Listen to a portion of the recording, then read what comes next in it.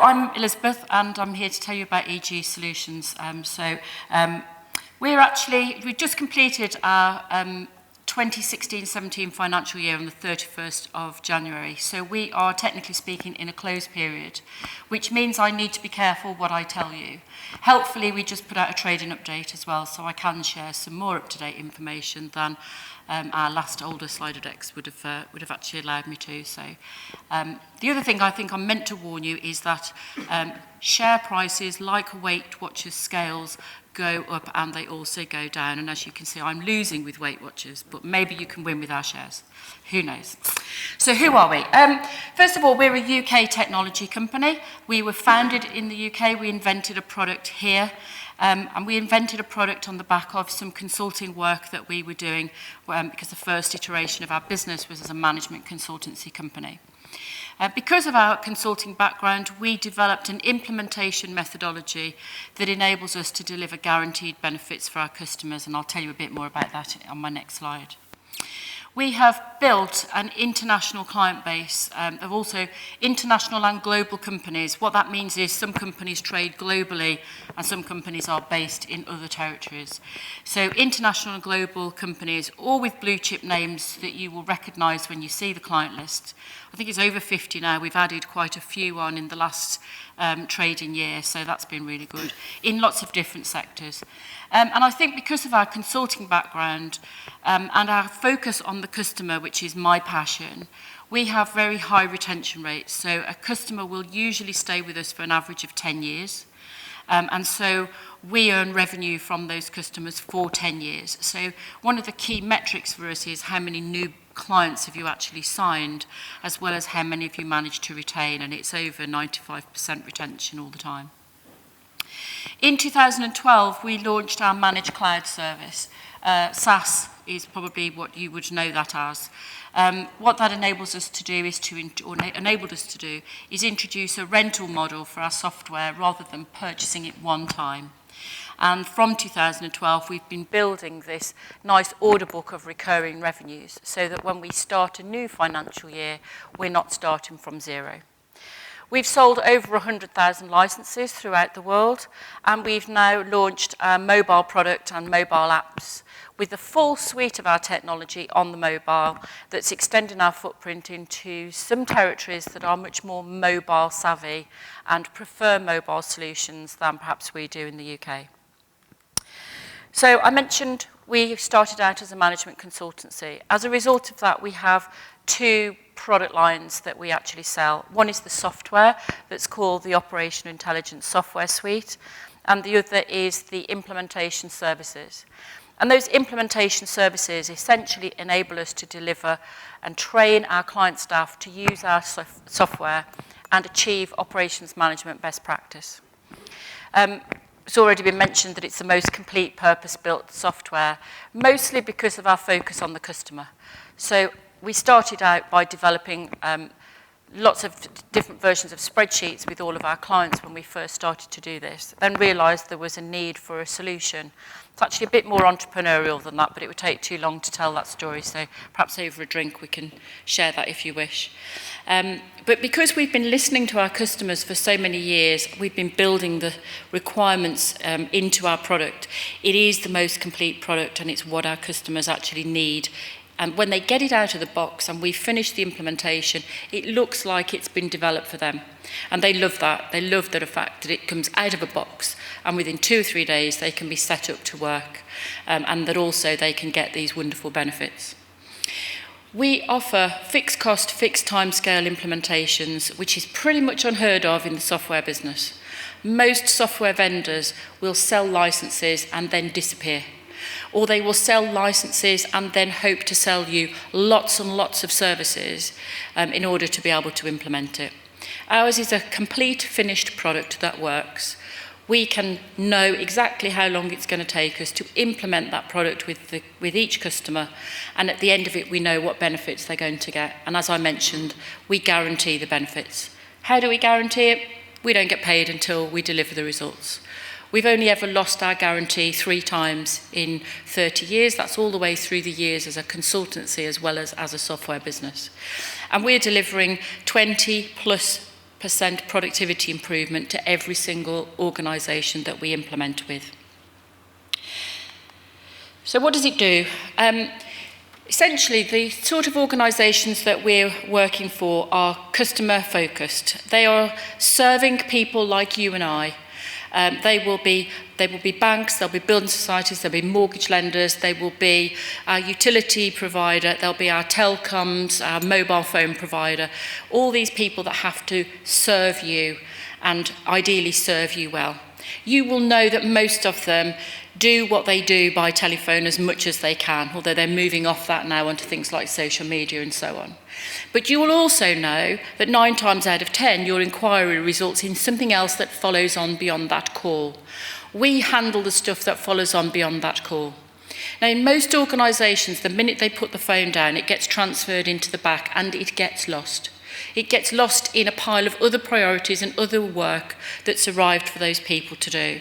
And that work might not just have arrived by phone, it could have arrived by social media, as I've mentioned, it could have arrived by some internal processing systems or some messages from the branch. So you just imagine sitting there as an agent processing work on behalf of the end customer, and you're being hit left, right and centre with all of these different things to do. And you're left to decide what is the next thing that I should do. I think we all have experienced that actually in our office life. I know sometimes I wish I could use my own software to sort out my diary and organise my priorities. But essentially what we do is sort out that mess. So these back office areas that they're called, they're not really back office anymore, they're really core to the customer service experience, but they tend to sit behind the front line, behind the call centre, behind the branch. They've all got these processes that they need to deal with, and there's lots of different types. For one of our clients, 3,000 different types of process that the group of people in this team have to actually handle on behalf of people like you and I. They're all different types of processes, they've got lots of stages and they might involve lots of different teams. So they'll have lots of handoffs all the way through. Mentioned already lots of different input channels. They're also working with lots of old rubbish systems that are left from history, particularly traditional financial services organisations. You'll have heard the word disruptors about new financial organisations, people like Metro Bank or Tesco Bank or whatever. They start off in a new way with new technology, and it's much easier for them than for the organisations with all of these legacy systems. Despite lots of money being invested in technology over the years, these organisations are resource hungry and still need a lot of people in order to process those transactions. And because of trends like outsourcing to India or mergers and acquisitions that have brought in lots of different offices, those people could be based in lots of different locations and working in lots of different time zones with varying working patterns. And nowadays, with the millennials coming in, it could also be home workers as well. So organisations have got to manage this mess, basically. It is a mess, and that's what they have to manage. So what does our software do? It does the 6 things that you see on the slide. We capture all of that work into a central repository, so we create a single view of all the work there is to do. We then capacity plan and work out, well, how many people are really needed to do this work? And that's where we first identify the organisations that in actual fact, they need 20 to 30% less people to do the work than they're currently paying. We then prioritise that work, sort it into order and allocate it out to the people who are available. And we will have forecast using our technology where we need the people to be and what skills we need them to have so we can improve their training. We manage end-to-end processes that might nowadays include robots. Robots are just a resource as far as we're concerned, but some part of that process may have been automated with a robot, and it may be throwing out lots of exceptions, and those need to be managed too. We'll then be looking at whether the people are doing that work correctly and building in steps to make sure that we follow the compliance rules. And at the end of it, we'll be monitoring and measuring how effectively we worked through that process and those people did during the day in real time and telling the organisation how things are going on. A bit like having a traffic light system on a production line to say whether things are moving through the process as well as they should. What that does is give our customers true insight into the end-to-end process and an improved customer experience, and they're able to process more work with the same or less people as a result, and that's where the guarantee comes from. So that's what we do. And it's known as workforce optimisation for the back office. Workforce optimisation meaning we're optimising our resources through these processes that we have to manage. So I mentioned we do it for organisations who have end customers to deal with themselves, and this is the client list and the people who are paying us either maintenance for our product or hosting fees every day. And as I mentioned, they are blue chip names from a variety of different sectors who we all transact with day to day. So in our trading update that we put out a few days ago, actually it was last week, it was Monday, it's been a busy week, what did we actually announce to the world? We were actually saying that we had delivered record results in the second half of last year. The first half was a bit strange, but we had definitely seen a massive increase in business, 120% more business in the second half than we'd actually done in the first. We're expected to be in line with market expectations. But most importantly, we announced a new master services agreement, which is essentially a reseller agreement with a leading world business process outsourcer. A business process outsourcer are the people that have all these resources in India that do work on behalf of our clients. And that organisation is going to take our software and sell it to their clients, and they're going to sell it in the utilities sector. We talked about this growing order book of recurring revenues, and that comes from the hosting contracts that I talk about, the managed cloud service, the SaaS revenue. And lastly, I don't think we mentioned this actually, but we managed to retain our 2-star award as a best company. That gets announced in the Sunday Times in about 7 days, I think. So I think it's next Sunday's Sunday Times. So we retained that award. So 2 stars out of 3. We actually wanted to get a 3 this year, but we just managed to retain our 2, which is probably no bad thing given how hard we had to work our resources in the second half of the year. And then following the trading update, we also announced that we had a second partnership with a contract in the public sector. That was actually with the National Health Service. So you would see from this list that our software is actually being deployed in many sectors, all of which have got lots of growth potential. And we built that product as a horizontal play so it could go into any sector, and now we're demonstrating that it can, having cut our teeth in the financial services industry where most of us came from. So what is this order book that we talk about, and why is that important?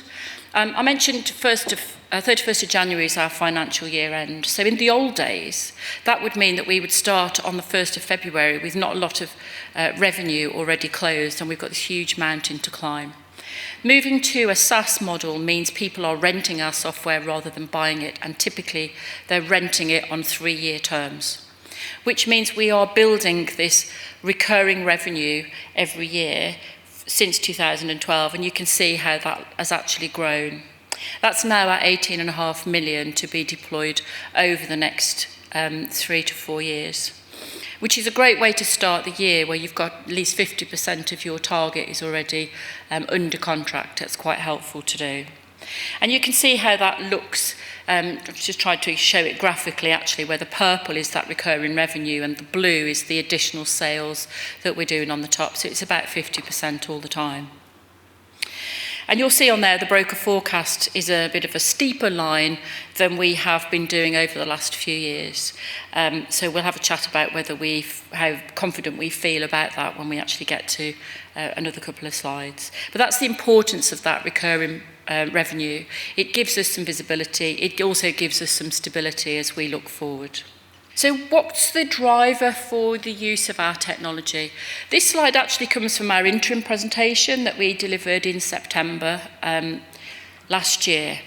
And largely it talks about 2 key factors that were at that time driving sales. The first was the increasing regulation. And this really comes from the crash of 2008 and 2009, and lots more regulation. And as this mis-selling goes on in financial services and issues are created in the energy sector and so on, the regulators are getting stronger and stronger and driving organisations to manage these back office areas much more diligently than they did before. That's why I said to you it's no longer the back office. My first chairman used to say the back office is treated like it's below stairs. And below, you need to be a certain age to know what that means, but effectively like they are the servants and nobody really cares about them. Increasingly, because of regulation, that is coming to the fore. It's also coming to the fore because people like you and I are refusing to accept poor service. And as long as we continue to demand better service, there's a place for us in actually sorting out the messes that are in these back office areas. So this was in September, but what we've noticed is since the Brexit vote, since Donald Trump, organisations are starting to get extremely worried about cost. And a lot of our clients are moving on from talking about regulation and the consumer revolution again, and they're starting to worry about prices increasing and efficiency and productivity within their organisations. We play to all three of these messages, irrespective of which one is the most important thing in the mind of any particular client or in a market at any particular time. But helpfully, we are counter-cyclical. So when people are worried about cost, we have a great time. So I think that's probably what's helped us with the last financial year and what's going on this current financial year as well. In terms of competition, we don't see a great deal of direct competition. We invented this market space. There have been some American companies try to copy. They haven't copied particularly well. We are defined by analysts as the leading supplier in terms of what our product can do. It's the best product and it does what it says on the tin. You go to EG if you want to see tried, tested and proven experience. Go to these others if you want a big organisation that's just going to sell you software and run away. About 20% of our bids maximum have competition in them. Most of our competition would come from within an organisation where they have perhaps got other things on the agenda. Robotics has certainly been one of the ones that a lot of organisations have been spending some money on and thinking that with robotics they will reduce and get rid of all of these back office areas. And while it's true, about 60% of processes can have some degree of automation, they don't reduce and eliminate the jobs altogether. And that resource still needs to be managed, whether it's a person or a robot. So we're not too concerned about robotics. In terms of barriers to entry for the big competition, but also for anyone else who wants to come in, we're very integrated, embedded within our customer base, integrated into their platform, and that tends to mean that you don't get replaced until perhaps every 7 years, something of that order. And we continue to invest in our product all the time to keep it relevant to what our end users actually need. So we're taking into account what's going on for them and building that in. So what about the outlook for EG? Would we be a safe bet from an investment point of view? Well, we start from the green light. We have some very good fundamentals, so we have a great product that works, does what it says on the tin. We're not reinventing the product. We have a fantastic customer base. We have a proven track record of implementation of that product, and we have a well-managed business if it's allowed to focus on the important things of managing a customer business, looking after customer business, looking after its people. But I think it's right to point out that when you've built a new product and you're in a new market, things are still unpredictable. That market is emerging now, but we're still in a new product space. Less than 100 new products that are invented actually survive. We've survived and done well and grown, but it's still unpredictable. And I think that leads to a bit of a sort of Marmite effect as far as us as a stock is concerned, because people are expecting us to grow at a straight line like that, and the world doesn't actually happen in that way. There are some things that go against us as well, I think. We're a known quantity. So in the tech world, one of the advantages that you have is to be new to the market, have an air of mystique and nobody know what you can do. And the analysts in the city tend to get taken away or blown away by this air of mystery. Unfortunately, we've been on the market long enough to be known, so we've actually gone beyond the 7-year itch, and we're probably into divorce territory, if I'm completely honest. But you know, if it's been a known quantity, people look at you in a different way.